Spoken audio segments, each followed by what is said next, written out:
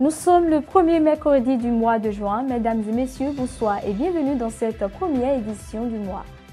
Au sommaire, près de 2 mois après le lancement officiel de la campagne agricole 2025-2026 au Bénin, axée sur la gestion concertée des ressources naturelles, quelles sont les réalités du terrain? Réponse dans cette édition. Vendredi prochain, les musulmans célébreront la Tabaski, l'une des fêtes les plus importantes de l'islam. Les moutons seront immolés à cette occasion. Quel est l'état actuel des marchés à l'approche de cette célébration? Et puis, notre dossier du jour s'intéresse aux tisanes. Appréciées pour leur bienfait naturel et leur effet relaxant et digestif, elles constituent un marché en croissance au Bénin, mais encore peu structuré et peu connu. Voilà pour vous les grandes lignes, les détails, c'est tout de suite.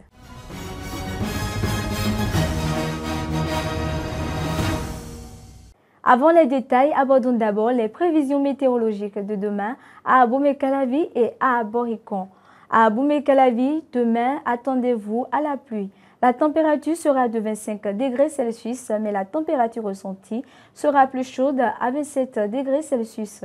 La force du vent oscillera aux alentours des 7 km par heure en provenance de l'ouest. L'humidité relative de l'air sera de 85%. À Borikon, il y aura quelques nuages sans conséquence et pas mal d'éclaircies. La température de demain après-midi atteindra les 27 degrés Celsius, mais celle ressentie sera plus chaude à 29 degrés Celsius. Le vent devrait atteindre en moyenne les 10 km par heure en direction sud-ouest. Seulement 2 jours qui nous séparent de la Tabaski 2025, mais les prix des moutons montent en flèche sur le marché béninois. Une situation qui décourage les fidèles et inquiète les vendeurs. C'est le constat fait sur le terrain par Innocent Agouissi et Jean-Jacques Torono. Suivez. À quelques jours de la Tabaski, les marchés de moutons restent calmes. Les prix grimpent. Les clients hésitent. Une fête sous tension marquée par l'inflation et une accessibilité réduite pour de nombreuses familles. Avant, le mouton est déjà cher. Maintenant, lorsque la fête du Tabaski, nous sommes déjà presque à la veille. Maintenant, c'est devenu encore plus cher. Et cela, ça cause beaucoup de problèmes entre nous et les clients parce qu'avant, ils n'avaient pas l'habitude de prendre ça à tel prix. Maintenant, ils viennent. Subitement, on leur dit que le mouton a pris de l'argent. On essaie de leur parler, mais il y a d'autres qui comprennent avec nous, mais d'autres ne comprennent pas. Le mouton que vous voyez là, avant, avec 55 000, tu vas trouver. Maintenant, ça sont 5 000. Bon, Tabaski, chaque année, on veut quoi? Pour le temps, on veut quoi? Tant. Des sous-frontières, Borou, Iwaya. Donc, Kaka, Nigeria, Araba. Et oui, nous y donc, et si on veut quoi? Tant, ouais. D'ailleurs, on nous y est à mon borda, il y a une Tabaski symbole, à peine 50 000 55 000 euros. Mais, oui, on borda Kaka, 80 000, 90, 100. 150, 200. Mais pourquoi une telle flambée des prix cette année? Les vendeurs et les responsables des marchés à bétail nous livrent leurs explications. C'est parce qu'il n'y a pas assez d'élevage. L'élevage ne vient plus. Et le pays qu'on a, les gens de Côte d'Ivoire viennent pour arracher, pour amener ça chez eux. Ils vont payer un camion, 2 camions pour amener. C'est ça qui a fait qu'on a un manque de moutons.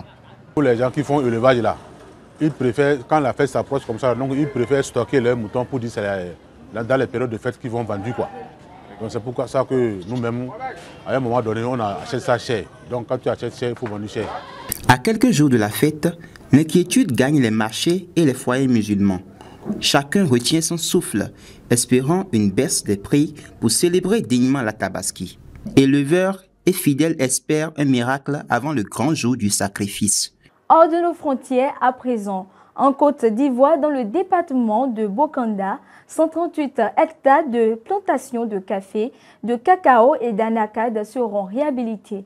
L'objectif est d'améliorer la productivité en récépant les vieilles cultures de plus de 8 ans. L'Agence nationale d'appui au développement rural ANADER formera les producteurs pour cette tâche sous la coordination du lieutenant des eaux et forêts Awa Kanga Alain.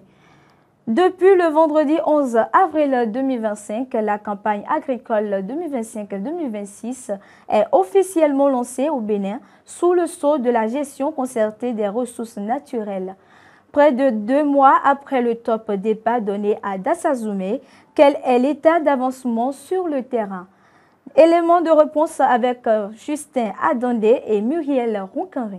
Lancée le 11 avril 2025 à Dassazoumé, la campagne agricole 2025-2026 du Bénin s'annonce pleine de promesses. Placée sous le sceau d'une gestion concertée des ressources naturelles, cette nouvelle saison se veut à la fois ambitieuse et résolument tournée vers la durabilité.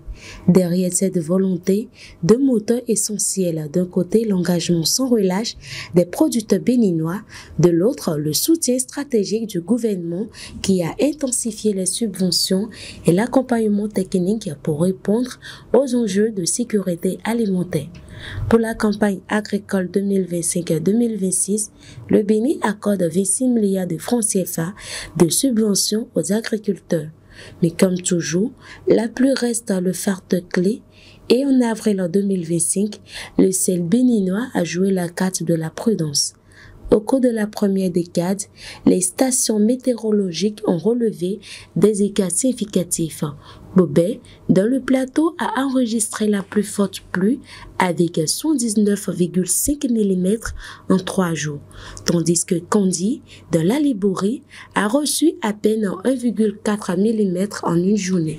La deuxième décade a vu un léger mieux avec un pic de 108,6 mm à Kondé dans la Takora contre encore une très faible pluie de 0,6 mm à Kandy. La troisième décade, elle s'est révélée plus arrosée. 114,3 mm de pluie à Semipouji dans l'Ouémé contre un minimum de 2,2 mm à Kandy. Pourtant, malgré ces épisodes pluvieux localisés, le bilan hydrique reste négatif sur l'ensemble du réseau d'observation météorologique. Les cumuls pluviométriques comparés à la moyenne 1991 à 2020 sont globalement déficitaires depuis le début de l'année. Du côté des cultures, le mois d'avril est resté un mois de préparation, à l'exception de certaines zones de bas-fond où le maïs est déjà en floraison et l'arachide en phase d'épanouissement. La majorité des cultures vivrières ne sont pas encore installées. En revanche, les producteurs maraîchers, eux, sont déjà en pleine activité. Dans les grandes zones agricoles du sud, comme la vallée de l'Ouémé, on assiste à la récolte massive de manioc, de légumes et à la transformation du manioc en garri et autres produits dérivés. Dans le nord, l'effervescence est tout aussi palpable. Défrichement, premier semis de maïs, commercialisation des noix de cadio et récolte du miel rythment le quotidien des producteurs. La cueillette des mangues, notamment à Niki, Bembereke et Tchaourou, a aussi lancé sa saison. Sur le plan des prix agricoles, le mois d'avril 2025 a affiché une hausse notable du prix du maïs. Le gari et le niébé évoluent de façon plus constatée, avec des variations marquées selon les marchés.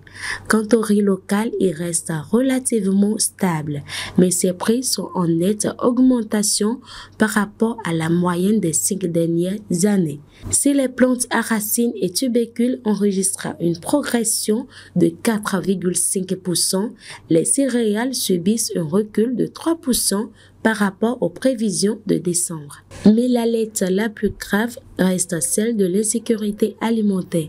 Le cadre harmonisé du mois de mars 2025 indique que plus de 34,5 millions de personnes dans la région Sahel, Afrique de l'Ouest et Cameroun sont en situation de crise alimentaire aiguë. Alors que la saison des pluies se profile avec plus d'intensité, tous les regards sont tournés vers les champs. La campagne 2025 et 2026 est en marche et chaque goutte de pluie, chaque grain semé, chaque geste du producteur compte. Instaurée depuis 2017, la fête nationale du coton culteur FNC s'est tenue pour la 4e fois le samedi 31 mai 2025 au stade de Dassa Zoumé. À cette occasion, les meilleurs producteurs de coton ont été récompensés avec une cagnotte de 300 millions de francs CFA.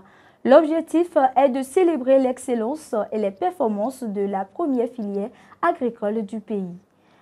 Plusieurs consommateurs recherchant davantage des alternatives naturelles aux médicaments font recours aux vendeurs de plantes naturelles, un marché devenu un réel potentiel économique pour l'économie locale. Suivez cet élément de Justin Adandé et Jean-Dac Torono.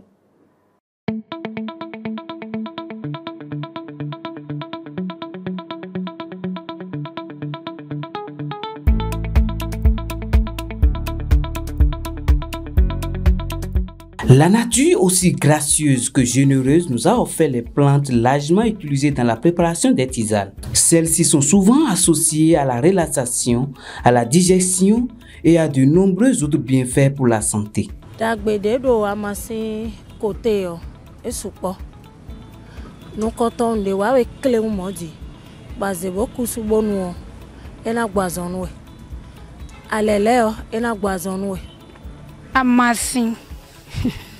Azongbonwe amasin gbeton e wazan me ga masin kun amasin kun de afi for mi aro fi for mi zan de ojo ran na kan ne zo ye yan za ba sien wo ga de zo de daje akada changbe masin bo da bo nu azan ro do na gbo e me ina ne jo lo idina volewa e me ina pali lo e gbona we zan zan di ogbata di volewa no jamais zo ro mo abi me ho me no sinye na amono investe pari adandi anada bonde la jeji bon anya kaka anasra tamo afoya abi me ondo zibo zanzizi no ngolo ede mo ne okoliani awa bochara we amazango amasisi sa inu yanyande ndagbe amasin pe meton ndagbe nu koko sinu e bo mi dona san pe ni ondo naturel bo. Aujourd'hui, les consommateurs recherchent de plus en plus des alternatives naturelles aux médicaments, ce qui exige une attention particulière de la part des vendeuses, notamment en ce qui concerne le dosage.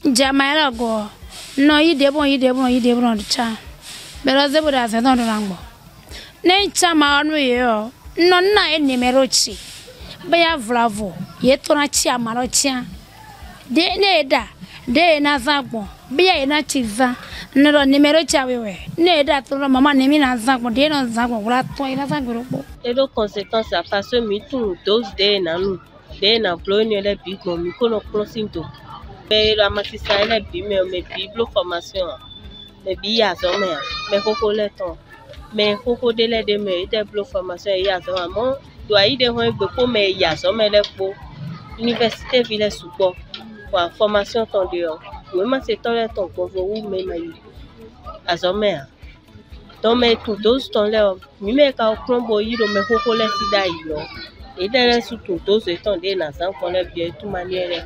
La vente de tisane représente un marché promoteur au Bénin porté par une demande croissante.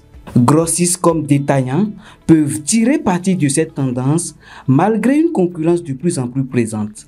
Bon, ama sindele de mino ikodo hogbonu. Bon, mais ida suno iko hodo. Modo meiro village le de suo. Mediona hodo meiro village le kombona salwa kime mi de suno iko.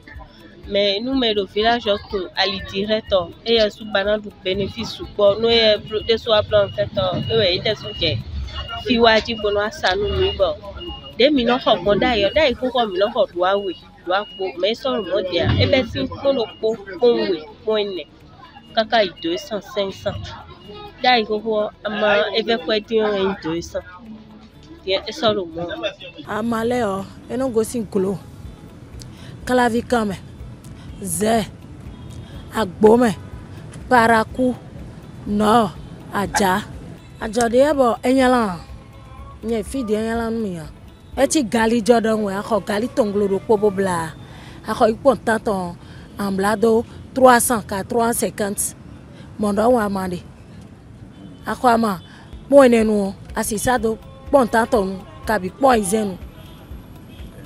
Do emadole ana pode ukaka jebea.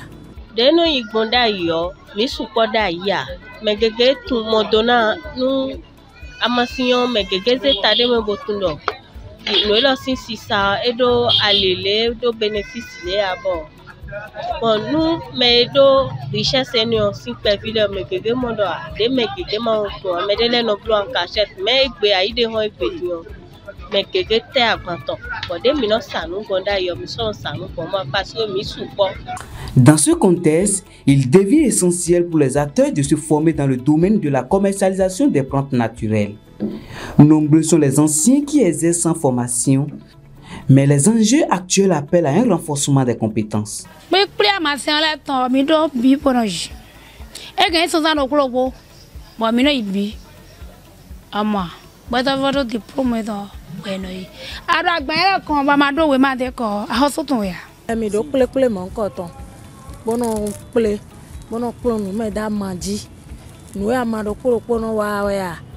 Azode no wa mi no kplo nu me deji ne ezelo do loji onu lewe na blo mi no kplo me ko ya kana do ko chobo ja ma saji mi no do nu me ana adona do kwe ikwe komo chobo je nu lo le bloji bona kuro ezelo do loji lewe no wa.